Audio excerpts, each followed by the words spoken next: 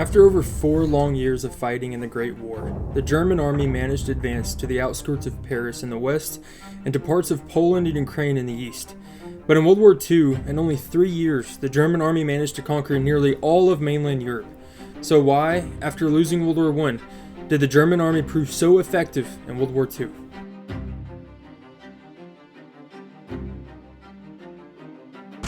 The first answer to this question is the Blitzkrieg. The Blitzkrieg, or in English Lightning War, proved to be a massively successful battle tactic for the Germans.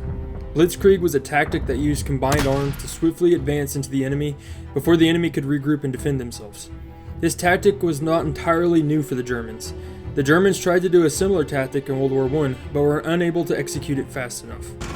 With the development of tanks, better trucks, radios, and aircraft, the Germans managed to pull it off with incredible success in World War II. This was first demonstrated on September 1st, 1939, when the Germans invaded Poland.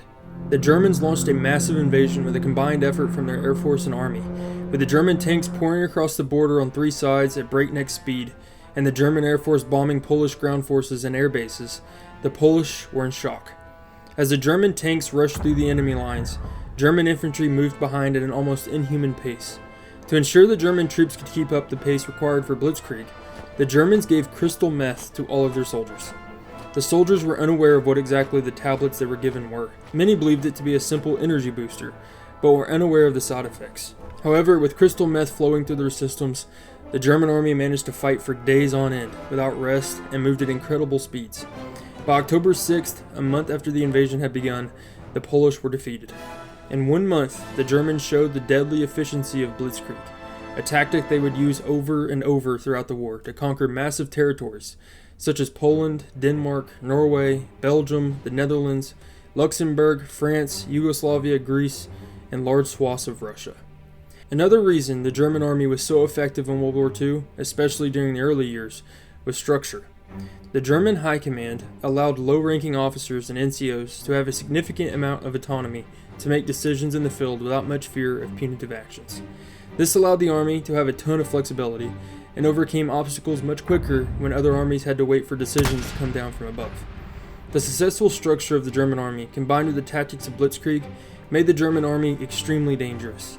However, as the war dragged on and the Germans became faced with limited resources and defeats on the battlefield, Hitler began to take more and more control of the Wehrmacht. This led to a decrease in effectiveness throughout the war.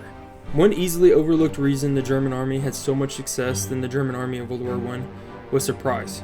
With the German invasion of Poland, Germany invaded in the middle of the night and used overwhelming numbers, speed, and technology to dominate the Polish. They also had help from the Soviet Union invading Poland from the east. With Germany's invasion of France, things were a little different. France had stood their ground in World War I and had forced the excellent German army into a stalemate. Knowing that Germany might invade again one day, the French prepared a massive defensive line called the Maginot Line. The line was 280 miles long and cost the French upwards of $9 billion in today's money. It had 55 million tons of steel, dozens of intricately and expertly designed fortresses, minefields, gun batteries, and bunkers. This line of fortifications appeared impenetrable and was specifically designed to halt a German invasion. Behind this line, the French felt confident that if the Germans were foolish enough to invade them, they would have even better results than the First World War. However, Germany found one major flaw in the line. The French believed that the Argonne Forest in the north to be a natural barricade between them and Germany. However, the German general Heinz Guderian had experience with the Ardennes Forest in World War I and knew that it could be crossed, especially with tanks. Guderian mapped out a route, and the German army, with amazing speed, used Blitzkrieg to cross the Ardennes Forest.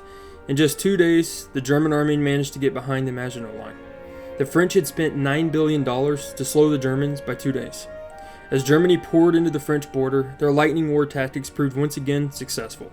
The French were completely stunned by the speed of the Germans and the surprise of coming through the forest. When the Germans turned around to attack the Maginot Line from behind, they managed to quickly capture 500,000 French soldiers and took the entire line with ease.